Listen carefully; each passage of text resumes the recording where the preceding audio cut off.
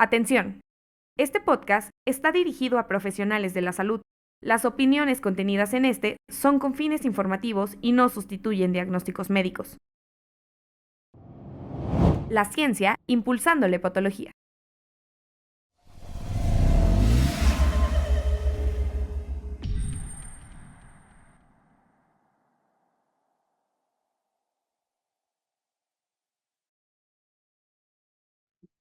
Hola, ¿qué tal? Bienvenidos.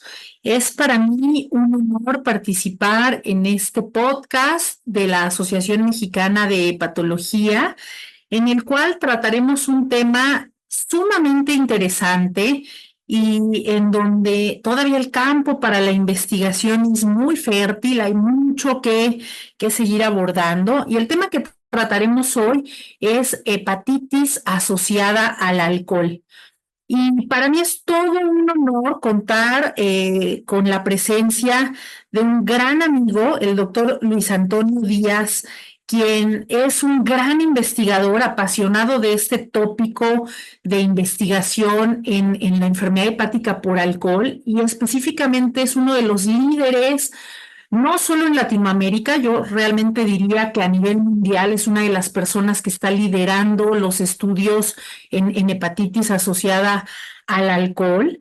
Él actualmente se encuentra como investigador en el Massey Research Center en la Universidad de California en San Diego. Luis Antonio, es todo un honor que nos hagas un espacio de tu tiempo para hablar de este tópico tan interesante. Bienvenido.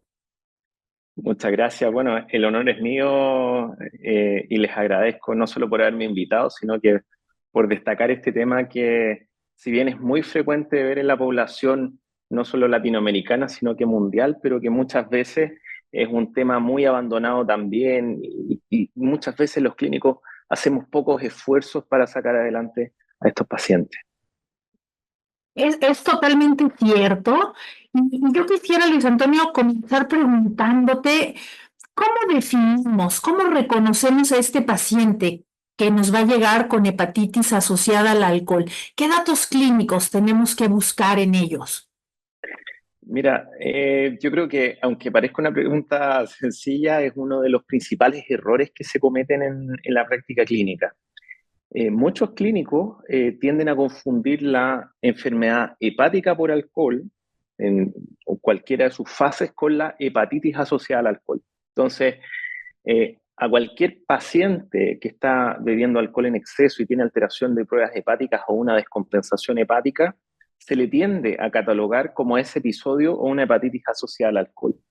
Lamentablemente, eso no es correcto. Entonces, la hepatitis asociada al alcohol, el primer mensaje es que es un episodio agudo. El paciente no vive con esto por años, sino que es un episodio súbito en el cual los pacientes, la clave diagnóstica es que se ponen amarillos, presentan colestasia y habitualmente tienen alteraciones en los marcadores tanto de función de síntesis, como por ejemplo la prolongación del INR o del tiempo de protrombina, así como elevación de las transaminasas, que es una elevación que tampoco es tan grande como vemos en otras condiciones como la hepatitis autoinmune, alergia a medicamentos o algunas hepatitis virales, entre otras causas.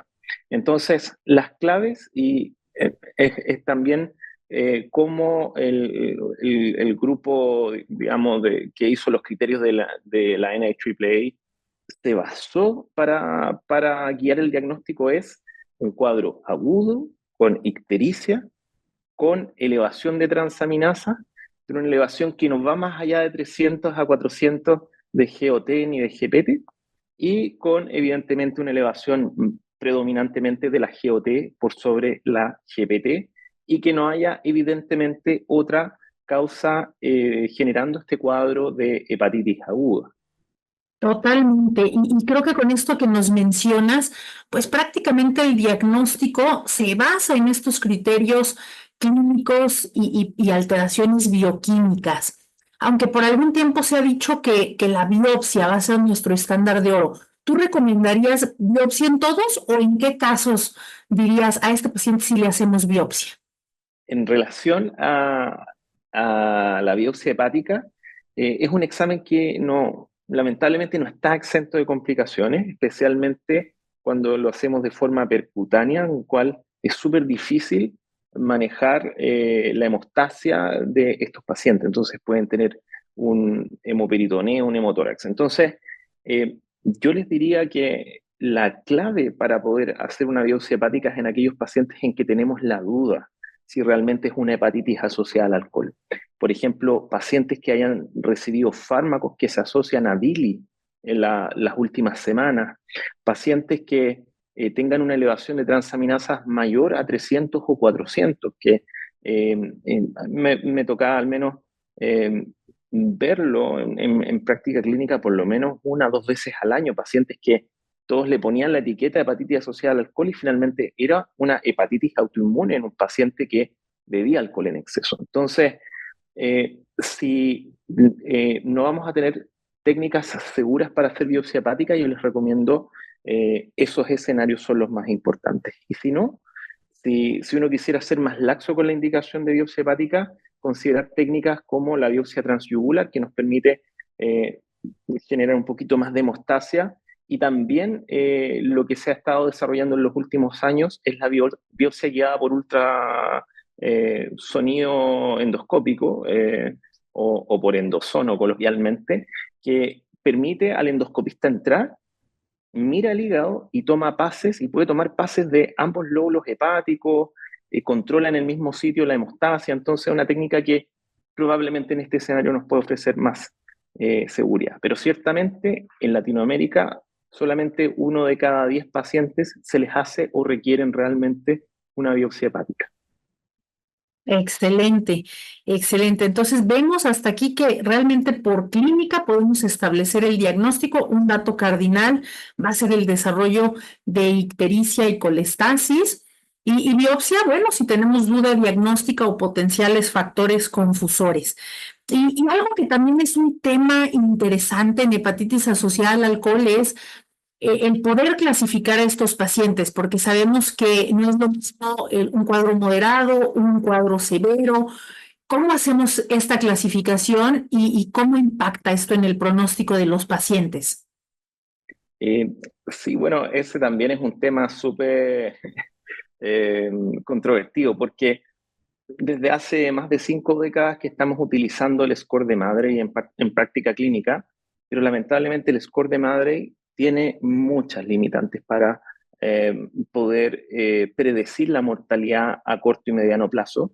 Y lo que hemos visto en la evidencia actual es que el score de MELD tradicional es el que tiene el mejor desempeño categorizando a los pacientes en un episodio grave, con un puntaje sobre 20, o en aquellos que tienen un episodio moderado, que son los que tienen puntaje de 20 o menos.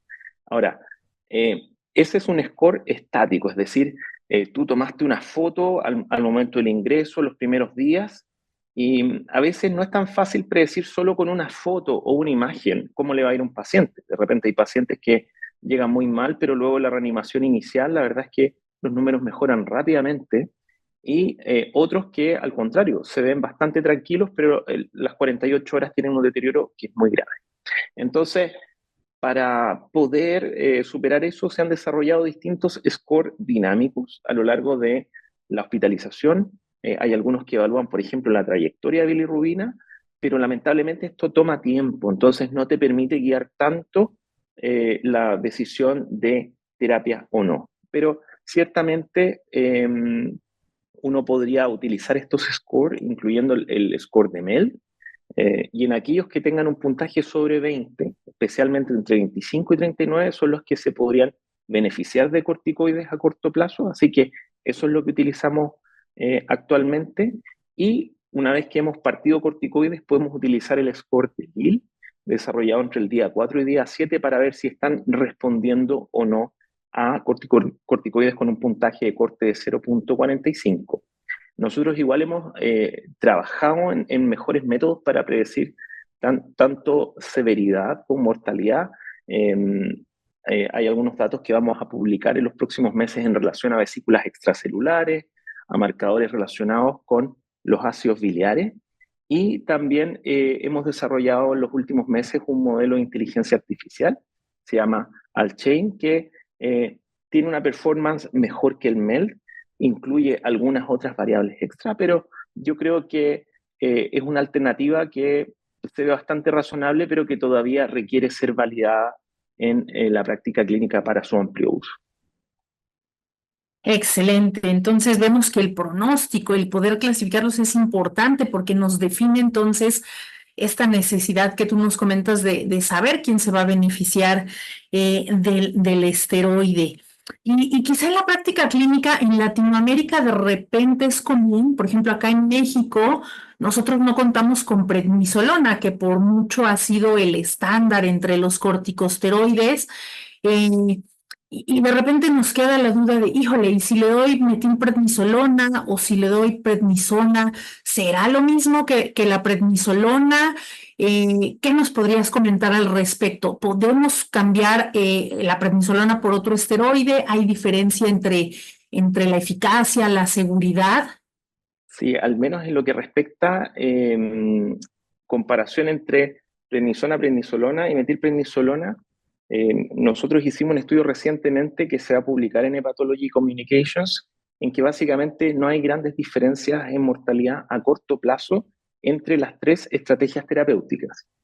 Este estudio evaluó outcomes que sí son ciertamente groseros como la mortalidad, pero yo creo que me parece que es el outcome suficiente para decir, ok, si no tengo prednisolona, el uso de prednisona, metilprednisolona parece ser razonable. Ahora, en relación a efectos adversos como hiperglicemia, hipertensión arterial, todavía falta evidencia para poder decir cuál tiene el mejor perfil de seguridad. Pero ante la escasez de prednisolona en algunas regiones del mundo, incluyendo Chile, por ejemplo, las otras parecen ser una buena alternativa. Y hay un estudio clínico que está desarrollando un grupo de la India para tratar de responder esta pregunta de mejor manera, así que yo creo que es cosa de tiempo que tengamos más evidencia para saber bien exactamente el perfil de seguridad de cada uno de estos corticoides. Excelente. Entonces nos podemos quedar con la tranquilidad porque de repente dice un, híjole, le voy a dejar prednisona y tal vez la respuesta no sea óptima, pero como tú bien nos dices, si es lo que tenemos disponible y si el paciente cumple el criterio, pues vamos a darle ese beneficio con el esteroide. Y yo quisiera preguntarte, pues bueno, desafortunadamente muchos de nuestros pacientes no responden correctamente a los esteroides, que esto es bien cierto, sobre todo en población latinoamericana, mexicana, con respecto, por ejemplo, a los europeos o a otras poblaciones que parecen exhibir una mejor respuesta. Realmente hoy por hoy hay pocas alternativas, ¿cierto? Decir, bueno, no respondió al esteroide, no tenemos otros fármacos que estén del todo validados. Y entonces ahora se habla mucho de decir, bueno, vamos a dar la oportunidad de que estos pacientes puedan beneficiarse del trasplante hepático, porque es bien cierto que en centros en donde estos pacientes han podido acceder a trasplantarse, pues parece que el resultado es bueno, pero acá en México y seguramente en Latinoamérica de repente tenemos ese temor de decir, híjole, ¿y qué pasa si el paciente lo trasplantamos y tiene una recaída en el consumo de alcohol? En tu experiencia, que es amplia, ¿tú qué podrías decirnos? ¿Cómo seleccionar a este candidato para decir, este paciente puede ser beneficiado con trasplante hepático? Bueno, es una pregunta muy, muy importante y la respuesta es que, bueno, el trasplante hepático precoz en hepatitis asociada al alcohol no solamente es bueno, sino que es el estándar de tratamiento en este minuto. Yo creo que ya existe amplia evidencia desde el paper de el equipo francés del 2011 de New England hasta ahora, que ha demostrado de que es una terapia que es comparativa a otras y con un riesgo de recaída en el consumo que existe, que es similar, podríamos decir, a pacientes con enfermedad hepática por alcohol que han esperado 6 meses para acceder a un trasplante. Así que, claro, la pregunta está en cómo optimizamos a los pacientes y cómo los seleccionamos.